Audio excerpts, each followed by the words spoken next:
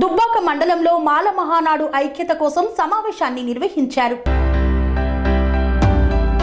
సిద్దిపేట జిల్లా దుబ్బాక మండలం గోసానుపల్లి గ్రామంలో మాల మహానాడు సిద్దిపేట జిల్లా వర్కింగ్ ప్రెసిడెంట్ పాకనాటి రాజు ఆధ్వర్యంలో మాల మహానాడు ఐక్యత కొరకు సమావేశాన్ని నిర్వహించారు. ఈ సందర్భంగా ర్యాలీగా బయలుదేరి స్థానిక అంబేద్కర్ విగ్రహానికి పూలమాలలు వేశారు.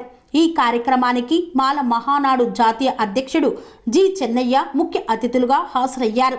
ఈ సందర్భంగా వారు మాట్లాడుతూ మన జాతి గౌరవాన్ని కాపాడుకోవాలి, మనం ఏ పార్టీలో ఉన్నా మన కులజాతి కోసం పాటుపడదామని కోరుతున్నామన్నారు. ఈ కార్యక్రమంలో సిద్దిపేట జిల్లా అధ్యక్షులు జంజీరపు ఎల్లేష్, ఉమ్మడి మెదక్ జిల్లా అధ్యక్షులు అల్లిబెల్లి నరసింగారావు, గోసన్పల్లి మాల సంఘం అధ్యక్షులు అస్కే నరసింహులు, మాల సంఘం అధ్యక్షులు పాకనాటి రామస్వామి తదితరులు పాల్గొన్నారు. ఆడు పాస్ అవుతాడు. ఈ చదువులో కూడా ఎవడు పోతే ఆడు మెరిట్గా ఉన్నోడికి జాబ్ ఇస్తారు. మెరిట్గా లేకపోతే ఎవడు ఇస్తారు జాబు? మాలోనే కొట్టుకపోయి మాలోనే తిండ్రి. ఏం తిన్నాం? కష్టపడి శ్రమపడి మన పిల్లలు చదువుకుంటారు. మనలు కూడా పేరెంట్స్ కూడా ఏది హోంవర్క్ పెట్టుకున్నావా లేదా అని కూడా ఆలోచన చేస్తారు. మనలు వాళ్ళు ఇంకా మారలేదు. అందు గురించి మనం ఇంకా మంచి ఐకమత్యంగా అయ్యి చదువుకొని ముందుకు వెళ్ళిపోయి మన జాతిని మనం రక్షించుకోవాలంటే మనం అందరూ చైతన్యం కావాలి. మీరు ఏమున్నా ఏమైనా పిలుపునిచ్చినప్పుడు మీరు మీటింగ్కి వస్తే చాలు. మా జాతికి ఉంది మీటింగు, మా కుల మీటింగ్ పోతున్నాయా అనాలే. నువ్వు ఏ పార్టీలో ఉన్నా సరే, బీజేపీలో ఉన్నాను, కాంగ్రెస్లో ఉన్నాను, తెలుగుదేశంలో ఉన్నాను, టీఆర్ఎస్లో ఉన్నాను, ఏ పార్టీలో కులం అనేదానికి అందరూ ఐకమత్యంగా ఉండాలి.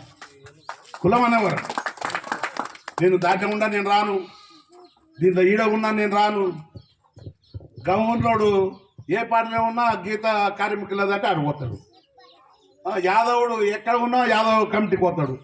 మంగళోడు మంగళ కమిటీకి పోతాడు.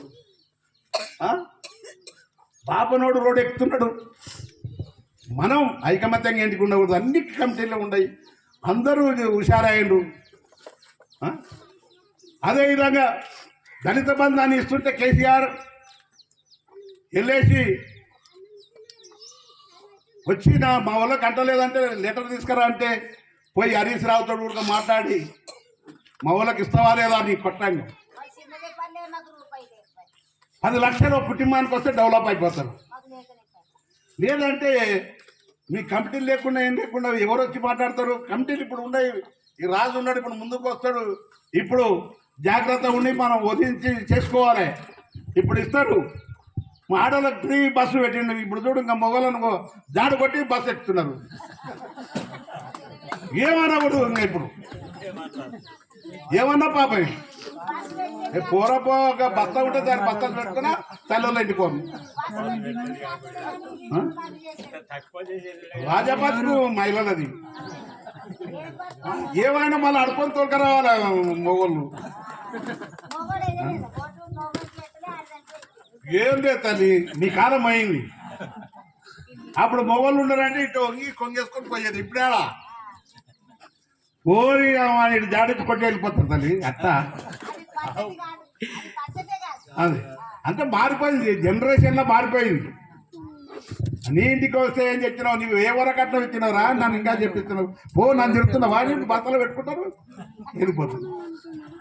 వెళ్ళిపోవద్దు. కాపురాలు చూసుకోవాలి. పెరిగి ఉందని మనం ఎక్కిపోయినామంటే కాపురం చెడిపోతుంది. మనం ఐకమత్యంగా ఉండాలి. ఏంటంటే వాళ్ళు రాజకీయంగా ఓట్లు ఎట్టబడతామని ఫ్రీగా చేస్తారు. ఫ్రీగా ఉందని మనం పోకూడదు.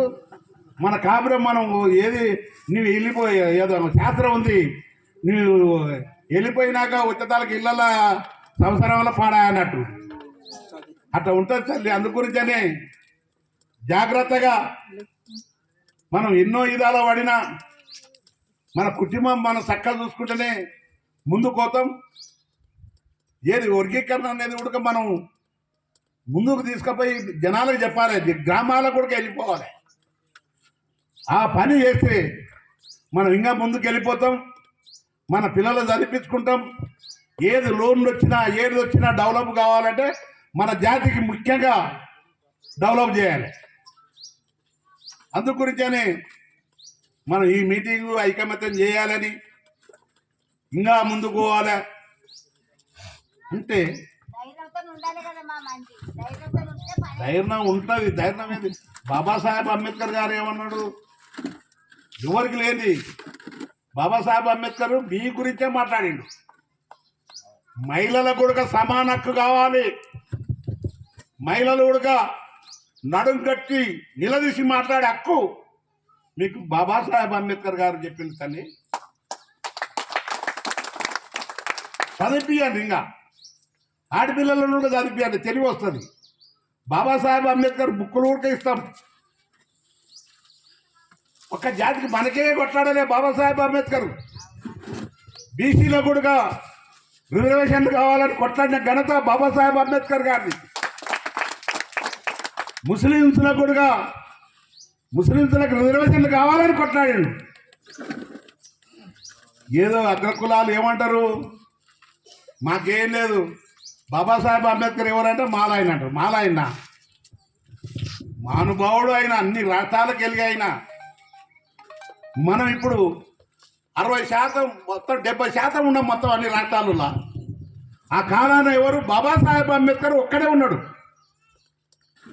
ఆయన ఒక్కడే మనకందరికీ తీర్పిప్పించి ఆనాడు సపోర్ట్ ఎవరున్నారు? మా వాళ్ళకి రిజర్వేషన్లు కావాలి, పాకిస్తాన్గా స్థానాలు కావాలి, ఎమ్మెల్యేలు కావాలని కొట్లాడుతుంటే గాంధీ ఏమి సేవలు ఊపాడు.